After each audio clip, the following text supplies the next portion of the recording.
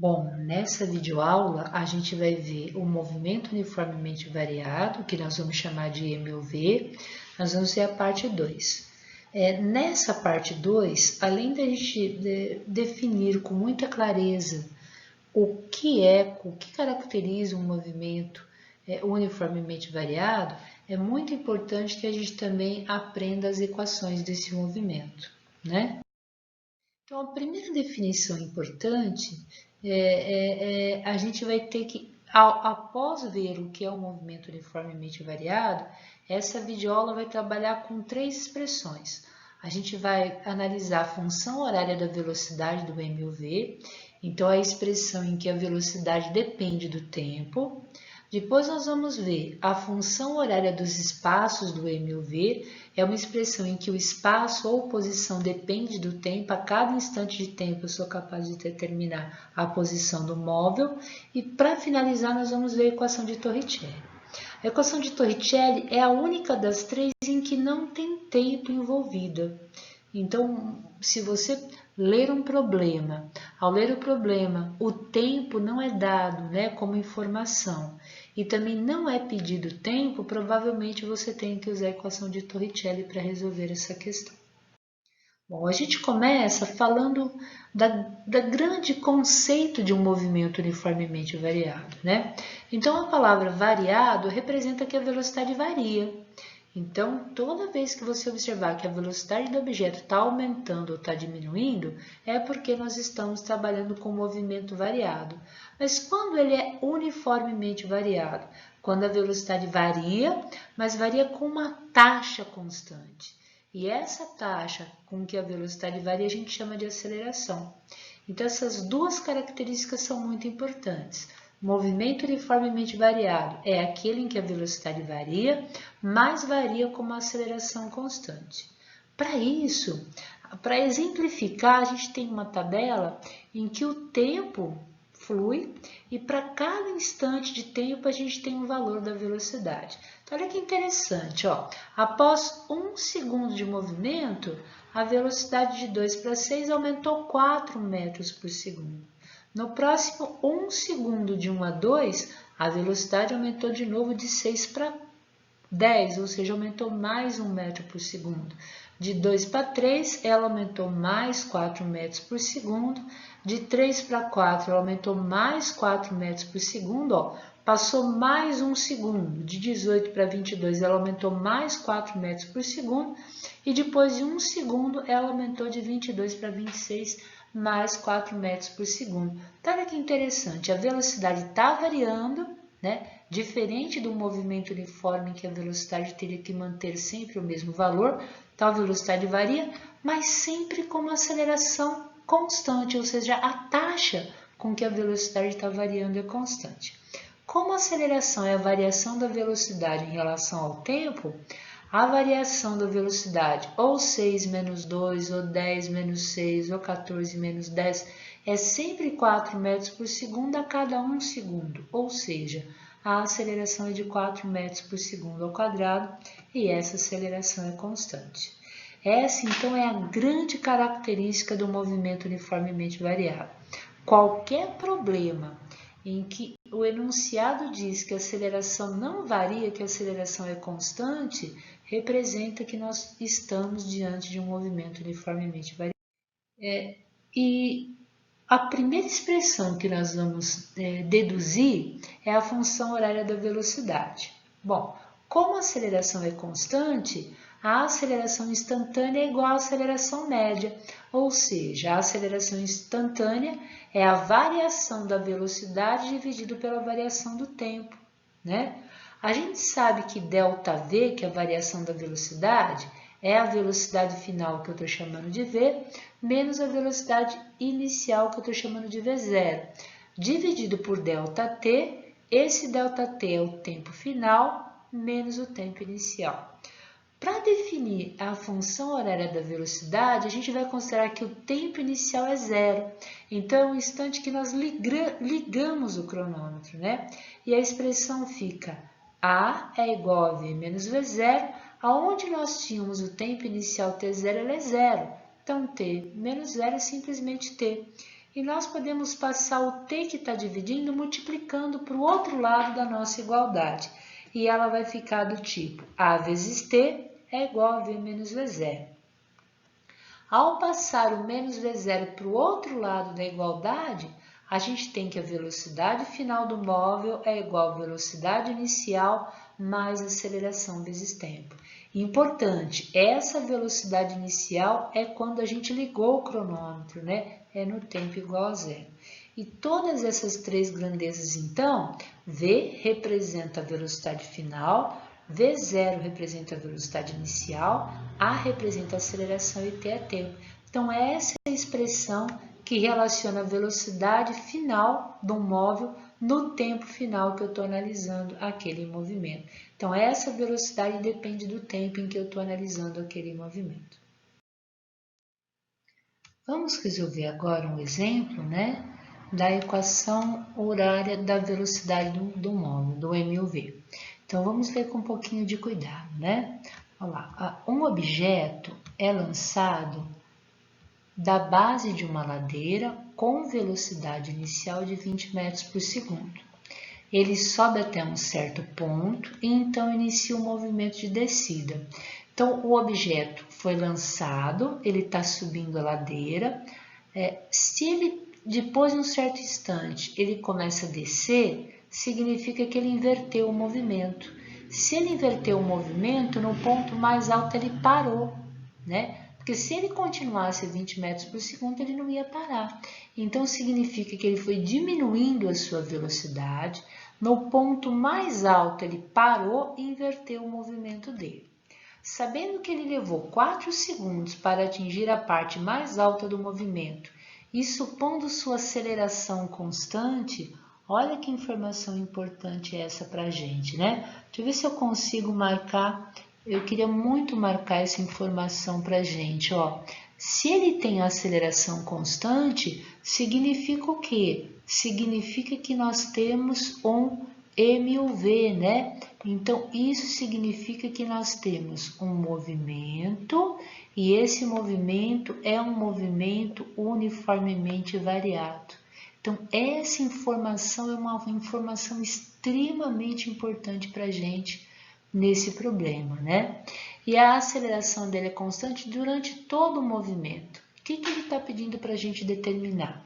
A sua aceleração e a função horária da velocidade, né? Bom, o que a gente tem como dado inicial? A velocidade inicial V0 é 20 metros por segundo. Lá no ponto mais alto ele para, né? No ponto da inversão do movimento.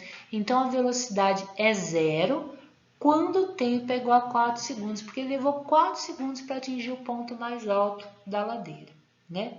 Quando a gente usa a equação da velocidade, nós temos que a velocidade final, depois desses 4 segundos, é zero, e a velocidade inicial é 20. Então, fica 0 igual a 20 mais A vezes 4.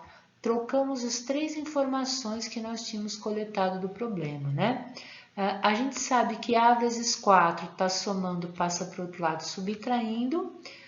4 vai estar multiplicando e passa dividindo. Dessa forma, a aceleração é menos 5 metros por segundo elevado ao quadrado. E com isso, a gente resolve a letra A. Para resolver a letra B, a função horária da velocidade, a gente vai trocar V0, a velocidade inicial, por 20 e a aceleração por menos 5. Então, essa é a função que descreve esse movimento. Para qualquer valor de tempo que eu tenho aqui, eu posso fazer o quê? Eu posso trocar o valor do tempo dado e encontrar o valor de quem? Encontrar o valor da velocidade. Por isso é que é chamado de função horária da velocidade, porque a velocidade está dependendo do tempo. Se eu trocar o tempo por 1, 2, 3, 4, cada tempo dado, eu sou capaz de encontrar a velocidade do móvel, né? Bom, agora a gente vai para a próxima função desse movimento, né? Função horária dos espaços. Então, essa é uma função em que a gente consegue encontrar a posição do móvel, né? A partir do tempo, desde que ele tenha aceleração constante. A gente vai ver que ela é uma equação de segundo grau, que depende de variáveis como a velocidade inicial, a posição inicial e a aceleração. Nós não vamos fazer a dedução dessa equação, né? Então, a posição final do móvel no tempo t é igual à posição inicial S0, mais a velocidade inicial, que é V0 vezes tempo, mais a aceleração vezes tempo ao quadrado, tudo isso dividido por 2. É muito importante a gente entender cada uma das variáveis dessa equação. Então, ST é a posição do móvel no instante t, S0 é a posição inicial, ou seja, a posição quando o tempo é igual a 0, V0 é a velocidade inicial quando o tempo é igual a 0, a aceleração e t. Vamos resolver agora um exemplo de aplicação da equação da posição em relação ao tempo do movimento uniformemente variado. Vamos ler o exemplo então, né? A função horária dos espaços de um móvel é dada pela expressão S, que é a posição, é igual a 40 mais 12 vezes t menos t ao quadrado, em unidades do Sistema Internacional.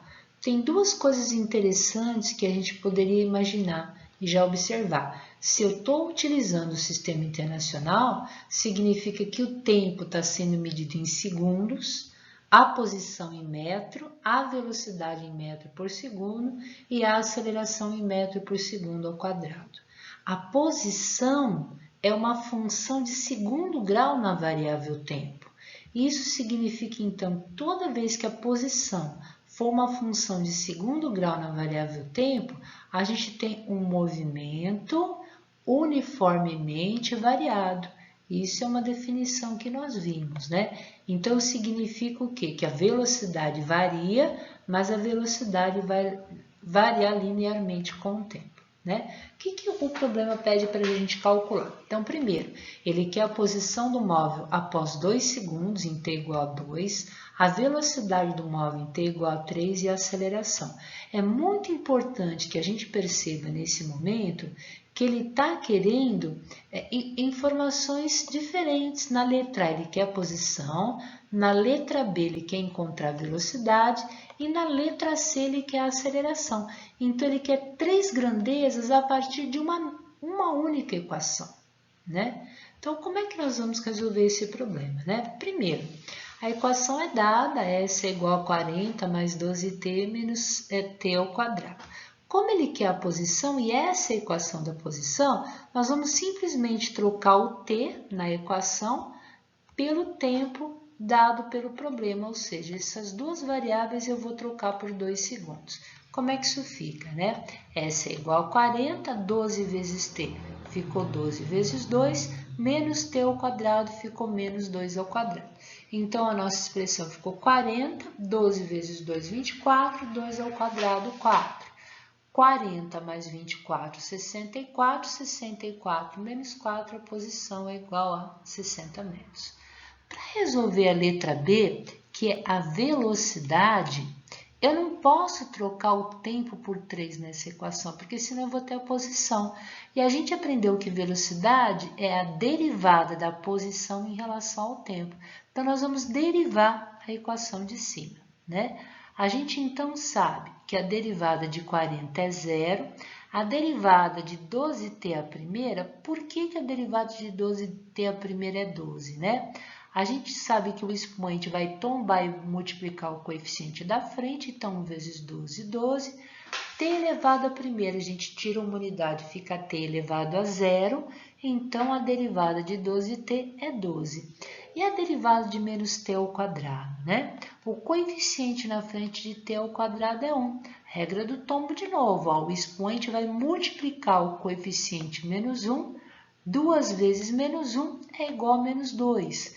t ao quadrado, eu tiro uma unidade, fica t a primeira. Então, essa é a equação para encontrar a velocidade, né? E o que ele quer? Ele quer a velocidade em t igual a 3.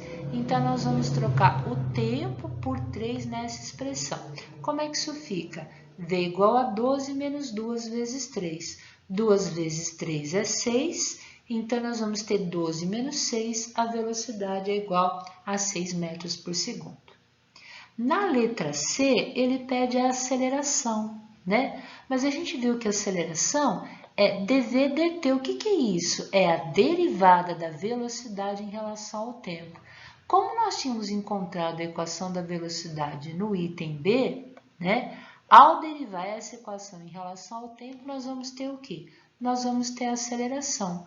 A derivada de 12 é 0, a derivada de menos 2t é menos 2. E o que é importante perceber é que a aceleração aqui não depende do tempo, ou seja, essa aceleração é constante. Por isso é que toda equação da posição, que for uma equação de segundo grau na variável tempo, quando eu derivo a primeira vez, eu tenho a velocidade, e a velocidade vai ser uma equação de primeiro grau. Ao derivar a segunda vez, eu tenho a aceleração, e a aceleração vai ser um fator numérico que não depende do tempo, ou seja, um fator constante. Então, essa equação da posição representa um movimento uniformemente variado. E, finalmente, na letra D, ele pede para classificar um movimento em t igual a 8. Né? Para saber se o movimento é um movimento progressivo ou retrógrado, ou seja, se o móvel está caminhando a favor da orientação da trajetória ou contra, nós devemos encontrar a velocidade, né? Agora, a gente sabe que para qualquer valor de tempo, a aceleração não muda. A aceleração vai ser menos 2 metros por segundo ao quadrado. E a velocidade em t igual a 8, olha, nós estamos usando aqui a equação da velocidade, né? Só que nós estamos trocando o t por 8, que é o valor que ele deu. Então, v igual a 12 menos 2 vezes t. Ficou v igual a 12 menos 2 vezes 8. 2 vezes 8 é 16, 12 menos 16, a velocidade é igual a menos 4. Como a velocidade é negativa, significa que ele está andando contra o sentido positivo da trajetória, ou seja, nós temos um movimento retrógrado. Como é que eu sei se ele é acelerado ou retardado, né? Pelo sinal da velocidade e da aceleração. Quando a velocidade e a aceleração têm sinais iguais, eu falo que o movimento é um movimento acelerado. Ou seja, como é que eu classifico esse movimento? Ele é um movimento retrógrado e acelerado. A última expressão que nós vamos ver é a chamada equação de Torricelli, né? Essa equação, ela relaciona a aceleração, as velocidades final e inicial e o deslocamento. O que é importante a gente observar é que nessa equação não se conhece o intervalo de tempo, não aparece o tempo nessa equação. A equação de Torricelli é dada por v ao quadrado é igual a velocidade inicial ao quadrado mais 2 vezes a aceleração vezes o deslocamento do móvel, né? No sistema internacional, a velocidade final v está em metro por segundo, a velocidade inicial v0 está em metro por segundo, a aceleração em metro por segundo ao quadrado e o deslocamento ΔS em metro. Vamos novamente resolver um exemplo da equação de Torricelli, né? Então, ele começa. Um carro corre a uma velocidade de 72 km por hora. Quando freado, ele para, né? Se ele para, significa o quê? Que a velocidade final dele é igual a quanto? A velocidade final dele é igual a 0. O móvel parou. Após percorrer 50 metros. Então, 50 metros o que é? 50 metros é o ΔS, né? É o deslocamento do móvel, é a distância que ele percorreu. Calcule a aceleração introduzida pelos freios. Então, a primeira coisa na resolução são os dados, né? Como a distância está em metro e a velocidade está em quilômetro por hora, nós vamos transformar quilômetro por hora para metro por segundo, para estar usando a mesma unidade de sistema. Para isso, a gente vai pegar os 72 km por hora e nós vamos dividir por 3,6. E a velocidade inicial vai ser igual a 20 metros por segundo. A velocidade final do carro é 0, porque o carro parou, ele foi freado e parou. E o deslocamento, nós já tínhamos visto, ΔS é igual a 50 metros. Utilizando a equação de Torricelli, velocidade final é 0, a velocidade inicial V0 nós vamos trocar por 20 e o deslocamento ΔS por 50. Então, fica 0 ao quadrado é igual a 20 ao quadrado mais 2 vezes A vezes 50. A gente sabe que 0 ao quadrado é 0, né? 20 ao quadrado, 20 vezes 20 é 400, e aqui a ordem dos fatores não altera o produto. Então, 2 vezes A vezes 50 é a mesma coisa que 2 vezes 50 vezes A, que é igual a quanto? 100 vezes A. Resolvendo o problema, né? Mais 400 passa para o outro lado da igualdade, menos 400, 100 está multiplicando, passa dividindo, a aceleração do móvel é menos 4 metros por segundo ao quadrado. Espero que vocês tenham entendido, né, as duas videoaulas. E aí, o que vai ser feito no atendimento agora? Vai ter uma lista de exemplos que serão resolvidos no atendimento, mais um simulador PET para a gente entender esse movimento. Eu vou começar o atendimento com esse simulador, né? A gente vai usar o simulador para entender o movimento uniformemente variado. E aí sim, vocês estão prontos para ir para o questionário, tá? Bons estudos e tirem as dúvidas no atendimento. Um grande beijo.